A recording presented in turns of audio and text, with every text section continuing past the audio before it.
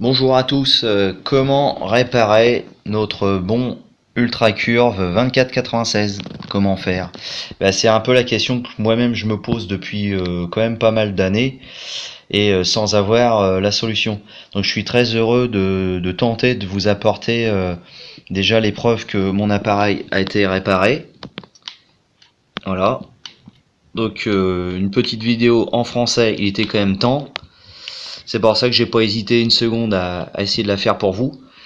Donc c'est des appareils qui sont quand même réputés, mais d'une qualité médiocre malheureusement. Donc ça fait le job, c'est pas mal, mais moi j'ai fait quand même pas mal de modifications, donc je vous conseille de pas hésiter une seule seconde. Regardez par exemple le bloc d'alimentation qui partage sur plusieurs autres appareils, plusieurs autres plateformes.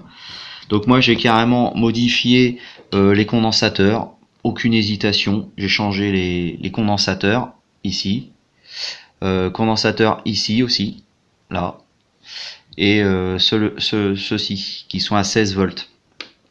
Donc ça apporte plus de stabilité, meilleure qualité, on choisit ce qu'on veut en qualité. J'ai changé absolument tous les condensateurs, ici j'ai mis de la classe audio, du Silmic 2, du Elna. Donc et ça apporte vraiment un avantage important en termes de signal bruit. Là on descend ultra bas. J'ai mesuré, je suis à 100 moins 115. Autant dire, on n'entend pas une mouche voler, si j'ose dire. Ici j'ai mis aussi des condensateurs qui sont violets, Sanyo, un petit peu partout. J'ai refait aussi l'arrivée des alimentations ici. Donc il n'y a pas d'hésitation. Les régulateurs 15 volts aussi. Moins 15 volts, plus 15 volts. Donc j'ai essayé de faire voir sans faire de bêtises. Voilà, tournevis. Hop. J'ai mis aussi des radiateurs pour évacuer la chaleur. Donc il y a 2 DSP ici. Bon, je me suis pas embêté. J'ai mis carrément un radiateur issu d'une carte mère. J'ai mis de la pâte thermique et aussi de la pâte, la pâte en caoutchouc diffusion de température. De même ici, c'était un chipset autrefois. J'ai bouclé tout ça avec une espèce de petite sangle, comment dire, un ficelé. Donc ça tient très bien, il n'y a aucun souci. Mais surtout la panne récurrente, et ben ça paraît invraisemblable, ça serait la nappe. Donc il doit se produire un phénomène de micro-oxydation, je ne sais pas. Même moi, c'est inconnu, ça fait longtemps que je bricole et je répare l'électronique. Mais là, sur l'Ultra Curve, vous avez la preuve, il fonctionne toujours.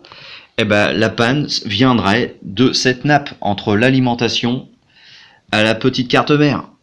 Donc c'est composé de 6 fils. Donc moi je vous conseille fortement de virer, mais alors totalement ce bout de câblage. Voilà ce qu'il en reste. Et il y a peut-être des problèmes sur les connecteurs, problèmes de sertissage, j'en sais rien, mais ça engendre une panne majeure. Ça fait que quand on l'allume, il y a l'Ultra Curve, il yoyote, il est complètement perdu. C'est parce qu'il y a des problèmes de régulation électrique et il est totalement perdu.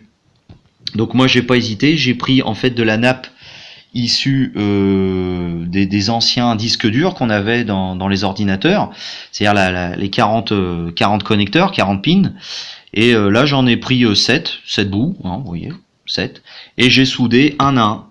Donc côté carte mère, j'ai laissé les petites pins dépasser, ce qui m'a permis de faire de la soudure. Et après j'ai passé un espèce de petit scotch entre deux pour que ça soit bien propre, recto verso. Je pense qu'on voit bien.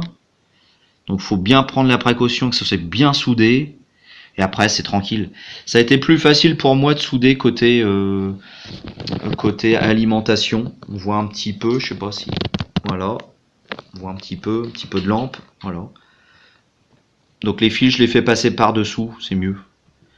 Là j'ai mis aussi des condensateurs japonais, on appelle ça. En aluminium aussi. Et croyez-moi, ça va beaucoup mieux quoi.